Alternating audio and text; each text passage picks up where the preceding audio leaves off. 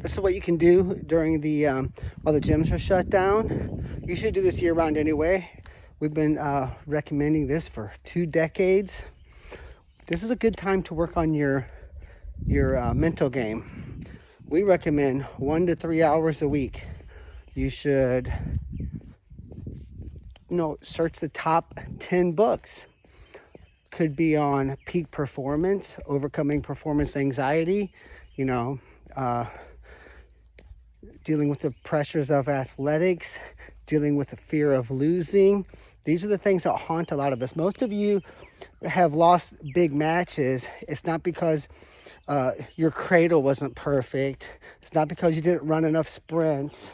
It's probably because you choked or you went out there apprehensive. So our goal is for our athletes to be right here. Sure, sometimes you're a little bit too hesitant. Sometimes you're a little bit too psyched up and over aggressive. You're never probably going to be perfect, at least not very often. Some of my Oklahoma State coaches back in the day said, you're going to have 5 perfect matches in your whole life. That's it. That's at the most. And I think that's very powerful to realize you're not going to be perfect. You don't have to bat 1,000, but you don't want to be all over the place, right? So there's some book ideas. How about TED Talks? How about YouTube videos? We have a YouTube channel with a confidence coaching section, right? This is something as an athlete I struggled with. You want to win so bad that you just become in a state of panic at thoughts of losing, right? So you should, year round, if you're going to wrestle 20 more years, 1 to 3, let's say 2 hours a week for the next 20 years, you got to spend time doing this. But a lot of you haven't, right? And I have kids who basically choked at regionals. We have the same issues, probably less because we're so on our athletes about training their brains, right?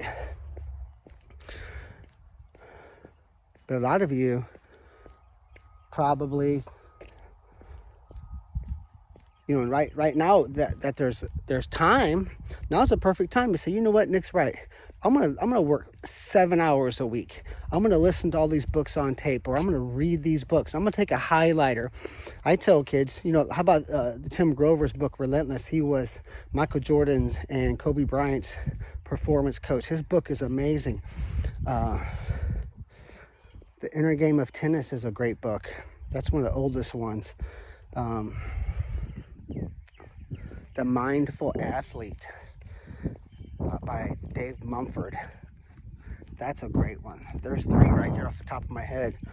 How about Relent or Can't Break Me? It's by David Goggins. That's a great book. So what happens is when you read those, take a highlighter. You're studying the book. You're not reading it for enjoyment. I'm studying it so that I can improve myself. Just like a doctor has to study a doctor's manual so he can save lives. You're trying to save your wrestling career here. So, now's the time you can basically get off your butt and fix these things and make some changes. YouTube's a good thing too. Track Wrestling has a channel. I would listen to all the Cale Sanderson interviews, etc. Those are good places to start. Good luck.